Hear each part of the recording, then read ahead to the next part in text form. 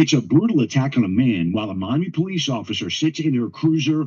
Sometimes you're going to be outnumbered, but you got a victim out there that needs your help. Police got a call of a fight between a man in a car and a person on a bicycle. Before that attack happened, the video shows the man and one person on a bicycle exchanging words.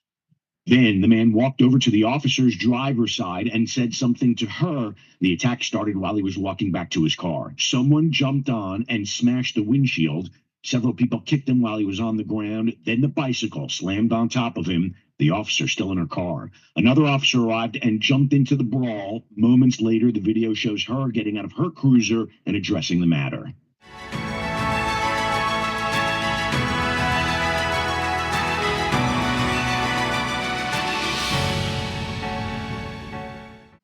Courage. What does it take to overcome fear? Boy, we've all faced the moments of fear in our lives, but today we want to talk about just that, overcoming fear, having the courage to win the public trust, maintain your family's trust, but also at the same time retain, gain, and earn your peer support. Today on Bets and Badges, we have the pleasure and privilege of interviewing Mr. Michael Miller. How are you, sir? Good, Robert. Nice to be here. David, thank you for inviting me. To your network. Yes, and we're having a great time here, and you guys participate a lot, and we appreciate it. Thank you. Yeah, you're putting out some great content, Mike. So, Michael, you've been a member of the media for going on 5 decades, right? Yes. Before Hard to that, imagine, David. No, I never was not that old. Yeah, how can you be 30 and have 5 decades? Nah, I don't get it. So, you've seen a lot of things happen in South Florida, right? You've seen a lot of actions. You've seen a lot of acts that violated public trust. We just saw a clip of a police officer sat in their car and witnessed a member of the public get beaten up. Let's talk about what does that do to the public? And you as a member of the media, what's your immediate reaction? The first thing I would want from an intellectual point, how long did this officer sit in the car and wait? Was it 5 seconds, 10? Was it 5 minutes? When I heard that report, I started thinking about the officer at, is it Parkland? Up there where the officer didn't want to go in for whatever the reasons were.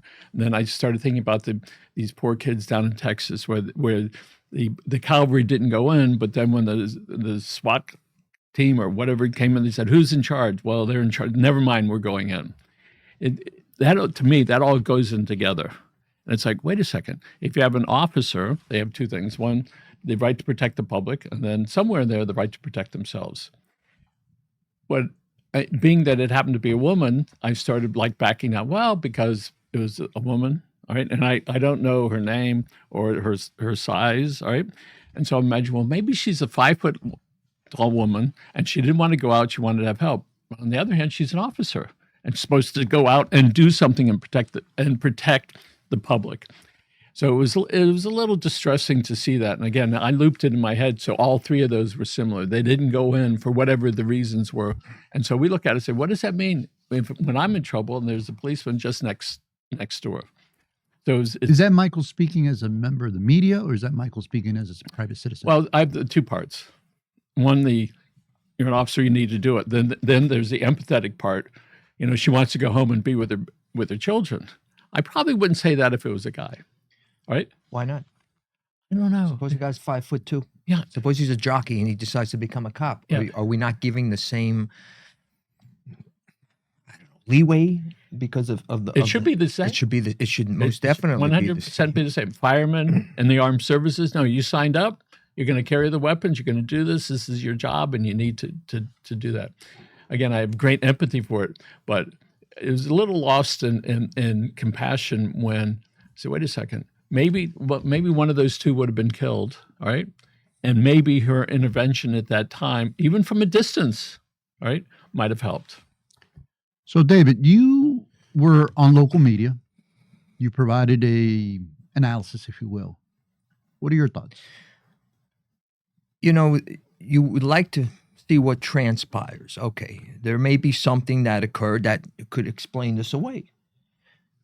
I thought originally maybe in a medical emergency, but the person then got out of the car. So that's that. The officer. The officer. The overheads were running.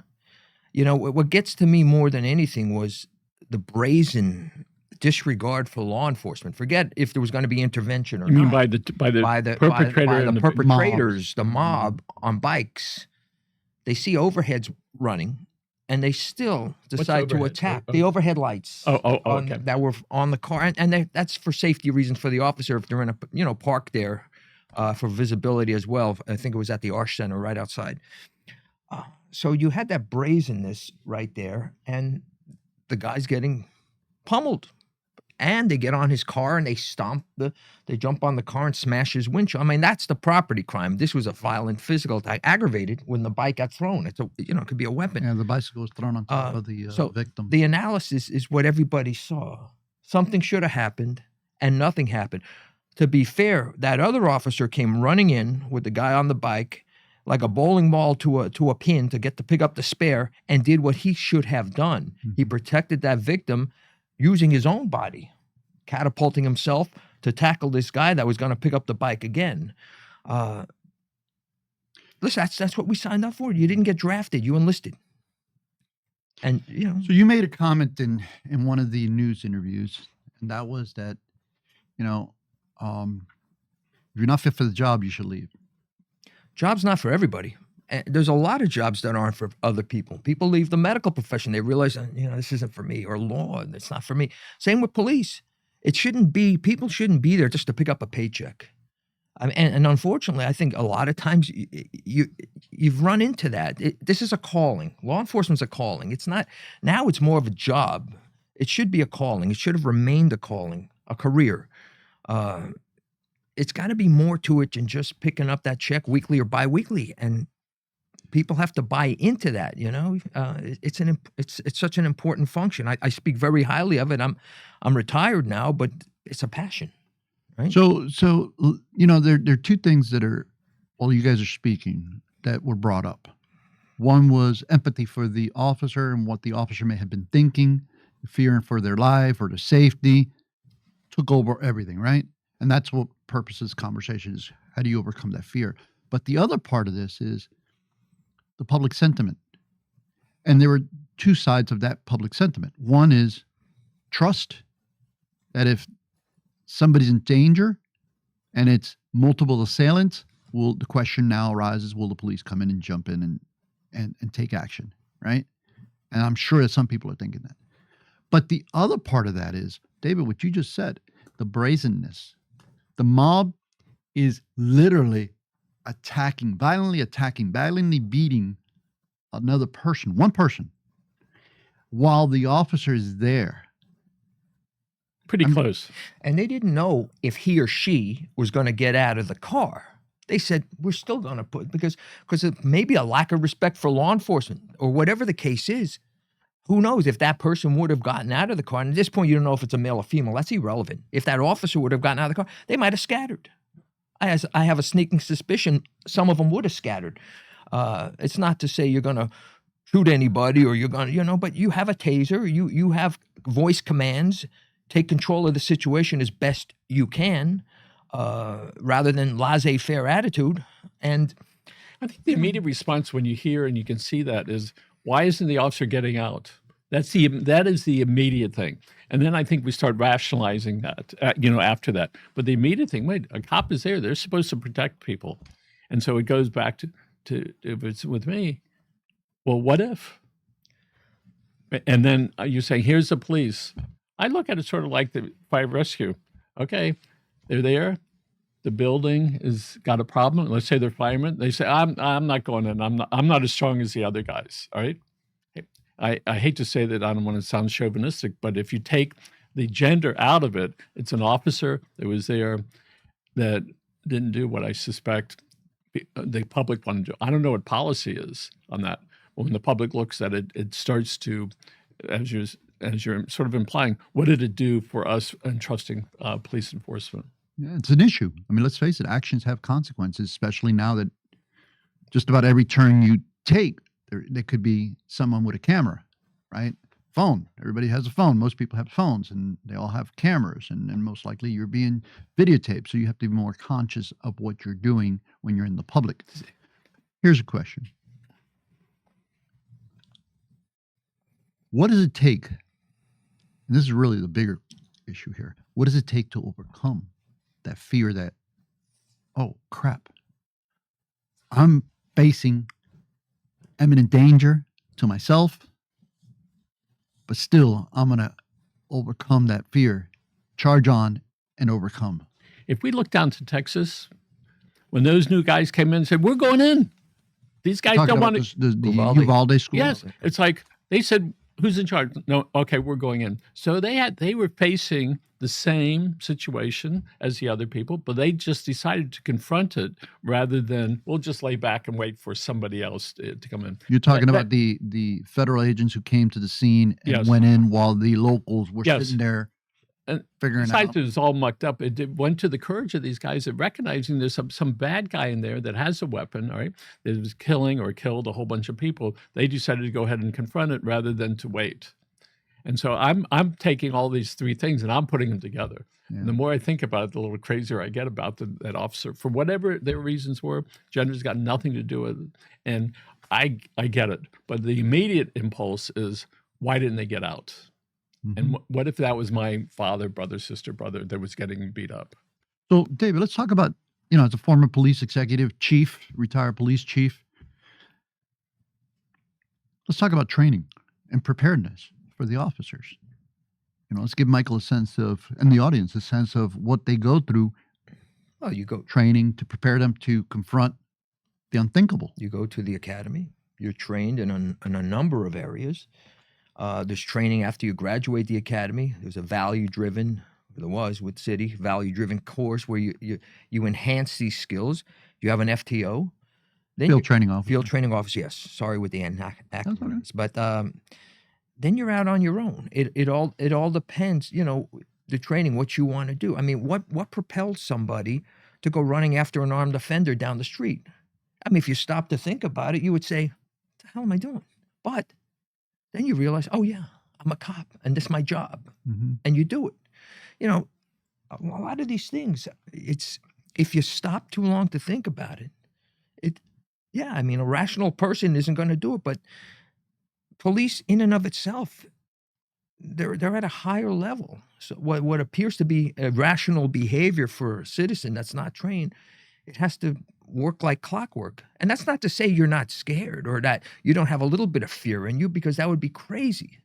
And sometimes you find it out after the fact. Oh my God, how lucky was I? Or you're waiting for something, doing a robbery stake out, waiting for armed guys to come in, and you say, oh, I can't wait for them to come in. But you're thinking in the back of your mind, I hope this all goes well. Yeah. So officers are trained from the moment they are accepted, right, into the academy, right? But it's also a different breed that wants to go through the academy. It's a different type of mindset, male or female, right? That wants to do that wants to protect and serve. And I would argue with you that maybe none of that happened on that day, what we saw in video. Certainly not protecting and certainly not serving, but at that moment. At that moment. And again, there could be a good excuse for it. We don't know that. It's just, you can only go by what you see, just like anything else when you see a video, good or bad, right? And I think that's what you're alluding to. When the public looks at it, they don't know too much about it. They look at it. There's a police car with the overheads on. There's this, bashing that's taking place. Where are the cops on this one? But there's 2 points here. I think the other point that's getting swept away a little bit is, again, that brazenness. Cop car with overheads on. Person doesn't know who's in it, right? The offenders don't know who's in it. Yep. Male or female guy could be big as a house. They're still going to stomp on somebody right in front of the police. Are they stomping because the officer's not taking action, though? And that's They didn't know whether that person was going to take action. You see? They started stomping. They had no idea who that person was, if they were going to take action. This is a bigger issue than just the officer not taking action. It seems like a total disregard for law enforcement. You bring up a good point, because I come from a place, officer comes up, I might do this. I put my hands up. But to your point, which is, not only did they not stop, they didn't run away, they didn't stop, they just kept going, challenging the law. I mean, you're chasing after a guy. You turn the corner, you're still chasing him. Oh, there's a cop. You go the other way. The heck with it, I'll get this guy another day. That's not what happened. They continued the attack right in front. And it wasn't like they pushed the guy and took off running. They whooped him and they stomped on his car. To me, that's the bigger issue at the end of the day. The lack of respect for law enforcement. And we've seen that across the country at Mhm. times, with the riots, right? We've seen officers, public disturbances, officers show up, they try to disperse the crowd turns on the officers, and they begin to beat on the officers, right? Mhm. And we've seen some levels of abuse, but mostly law-abiding officers will try to, disperse the crowd, with least amount of confrontation. But there's certain sect of society that will always challenge the police. Let's take this to the non-police sector, because we all have inherent dangers in what we do. Michael, you're a businessman. You and your brother run a rather successful news conglomerate, if you will. Started out as a newspaper, now it's into videos, content, production house, which I love to see your evolution. Kudos and bravo to you and your partners and your brother for that. But there's inherent dangers that you come across business-wise. If you do something, you make the wrong decision, you can have failure and potentially catastrophic for you and your family and your business. How do you overcome that? By facing it head on. In the 1980s, we sued the Miami Herald, we sued the Miami News, we sued the Sun Sentinel. Right? For what? Different reasons? Big businesses do what they want to do. Okay. And it was our job to protect what we have, all right? And we, at the end of it, we were very happy. We beat the Sun Sentinel. They stole our name. And they started publishing with our name. 34,000 employees and us. I said to Grant, listen, my brother, I said, you take care of the business. I'm going to deal with the lawsuit. It was a year and a half, a lot of money, a lot of energy, and we won. We were this little tiny animal, and that was to try to force us to sell to them. And I said, Grant, we have to fight this, all right? And it said community news on it. I said, how can you do that? My children said, how can they do that, Dad? I said, this is how we settle it. We go to court. When I walked out of the courthouse, when we tried to keep the Miami News open because we sued them also in 1988, we walked out of the courthouse. I was 30, I think. My father on one side, my brother on the Dating other side. yourself now. 20, I would have. Let's start figuring that one out. Walking down the federal courthouse, and there are the TV cameras. And I'm feeling good. Why? Because I got the two of them. Nah, they left. And I had this 2-second moment of, this is it. You have to face this, and you have to do that. And we know when you take on the big guy, that all the other stuff is little. And we know when we do our job today, last week we had somebody that sent us a letter congratulating us. It was on a story, and somebody condemning us. Okay, we're good. We are in a business that is constantly evolving, and we know that we have to make changes all the time. And if you allow yourself to be fearful and not do it, then we're going to have that regret. I could have. And Grant and I come from a place, I would rather have tried it and failed than never to have tried it. But what about in those moments where you're questioning yourself? Did I make the right decision? Am I making the right decision? Am I in the right fight? Is this going to hurt me? What I typically do is, what is the worst that will happen? And then I sort of work back on that. Well, if you did this, is it just a money issue or is it the bigger issue? And so we recognize there are a lot of different type of fears. There's the fear of getting older, fear of getting decrepit. There's the fear of, I'm going to get hit by that car, a fear of lifting weights and you're going to take your shoulder out, a fear of embarrassment. And I just come from a place now after, when you get to be as old as David and I, Thank you. right? You're welcome, all right? Is that you just got to do it. And there are plenty of things I still don't do, right? That I know that I need to do.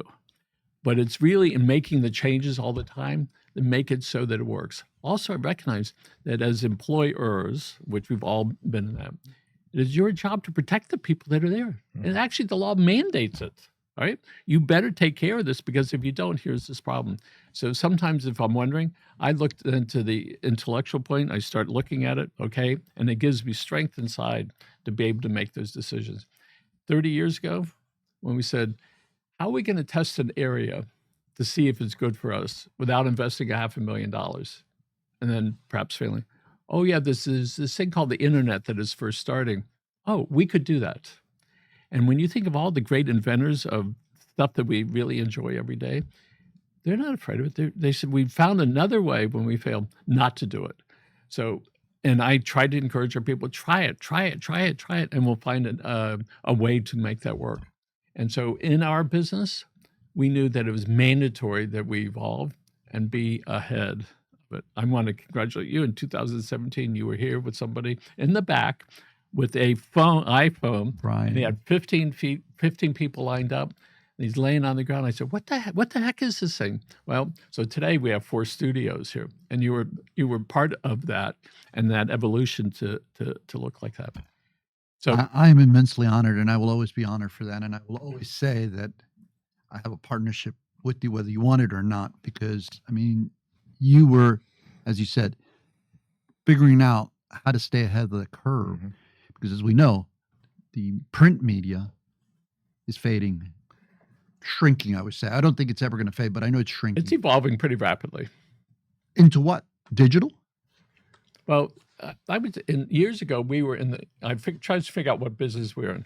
I thought I was in the newspaper business. I thought I was in the printing business. Then I thought I was in the marketing business. And finally, what our business is really bringing people together. And then we have to figure out, how do we accomplish that? Not how do we make this work here? How do we get people to come together? We do events like crazy that doesn't involve the newspaper. It involves people making this happen here. So we're excited about what we're doing. And we know that we have to constantly evolve in this arena and in most. If you're a year behind, too bad. Yeah, your old You're news. lost. Your old news. Yes, so to speak. No pun. When we do stories, by the way, cutting edge stories might be 5% or 10% of what we do. You bet I'm thinking about the result of it. You better believe it, all right? And now with being able to distribute stuff pretty rapidly, and you can't hide it, and our job is to make it public, and we're open to public ridicule all the time, right? And so I just say it is what it is, all right? And Grant, as you know, is very aggressive with those things. And what we do, we're like that fireman. We run to it, all right? Because that's how you get a hold of it. There was a local politician who we just beat him to smithereens. You know, he came to us, came to one of our events. Can I talk to you? We talked. And we're having a great conversation. He says, Grant, where are you? Let's get a picture. That's what I like. You can go and you know, get in the arena and do that. Absolutely. And- David, you know, Michael brings up a lot of thoughts. I'm sorry, Michael, I cut you off. What were you I gonna was say? thinking about George Foreman. You know, he died recently. He was interviewed, and he said, of course I'm scared. I'm scared he's going to knock me out, all right? But I'm there. And that's why I'm doing, you know, and he's doing his stuff. A great guy, great fighter. And I look to those guys, the MMA and the boxers. You know, it's like they know they're going to get pummeled, but they're still doing it. The ring walk. Where And David used to be a boxer. I saw some of those wonderful pictures a few years ago. yeah. All right. Mhm. That's what I admire. All right. It's like going out there and physically they're going to get pummeled. Well, let's talk about that. Let's ask David. I mean, you stepped in the ring, right, many times. I'm sure you were fearful, because if you weren't course. fearful, you're something wrong with you. Boy, Patterson said that. So every fight he fought, he was so jelly. how do you like get in there? What's the mindset to prepare? I'm gonna either kick some ass or get my ass kicked. I mean, it's the training, you know, and amateurs, please. And I don't want to make it sound like I was anything special. Amateurs, they put you up against people your own caliber, and that's fine. That's the way it should be, right? You're not getting beaten up by somebody way advanced to you. For that, you spar a little bit, and if you have a good sparring partner, they'll teach you without pummeling you. But it goes back like the police. You've been trained. You've done the sparring, you know, so to speak. You know what it feels like to get hit in sparring in the ring. When you get in the ring, you have a ref in there to keep eye, make sure it's fair, and make sure if you are getting pummeled, especially amateur, they're going to protect you. But you have confidence in yourself and your ability, or lack of, you know. And I think it comes down to that, and how you train, how serious you take it. Are you getting up at 5 a.m. doing your running? Have you trained hard, or have you been partying? Now you translate that over to policing. Do you take it seriously? Do you go use your weapon on the range when you're off duty to practice, or do you wait quarterly or twice a year, and that's the only time you ever take your gun out? You never clean it. Do you work on things to better yourself? Do you do, learn some MMA moves in case you're ever in the street and you get into a wrestling match. Things proactively. You do things proactive to better yourself, to be prepared for that moment. Again, like if you're in the ring and you're getting pummeled, do you know how to tie somebody up? Do you know how to move away? There's certain fighters that don't know how to pummel and professional, and it's not a good outcome. Okay, but I'm glad you brought up on the fighting, because when the referee goes to break them up, that's his job. And the public that's watching is expecting the referee, no matter how tall or little he is, or no matter how big or little the guys are, he's got to break it up, get over there, and get over there. All right. And so what we see not frequently enough, where if they can't handle it, somebody else will come in and try to help. But when I watch those, the ref has got to be in charge of that fight. And when some guy's being choked out, he goes over and he pulls it. And I've seen many times where one of the fighters gets completely crazy, and the ref's got to hold them back. I'm trying to draw the analogy to the police. Perfect. You're a man of the media. You brought it back full circle. I learned from But David. think about that. I mean, it's your responsibility to act, whether you're in a comfort zone or you're in a perilous zone. You must act. Failure to act can be punishable by law. Yeah. And a lot of our officers forget that, right? But I don't want the public to think that all officers are cowards, all officers will not act, because we have immense bravery amongst our community of public protectors, right?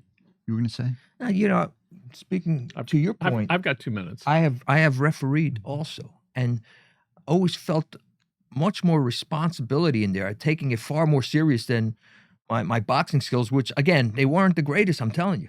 But that when you're in there reffing, you're responsible. You feel that. And I've stopped fights. Or somebody who's on the ropes or ready jump in the middle, and give a standing eight count because it was amateur. I mean, that's your job. Yep. That's your job. And I guess at the end of the day, you have to take it with a great deal of seriousness. It's not just a matter I'm in charge. It's like, I'm going to protect you and make sure you're safe. By the way, one of the reasons that we are here in South Miami is because I feel safe, and I pick up the phone. I've averaged the times I pump 45 seconds, right? And For the police to arrive. For the police to arrive.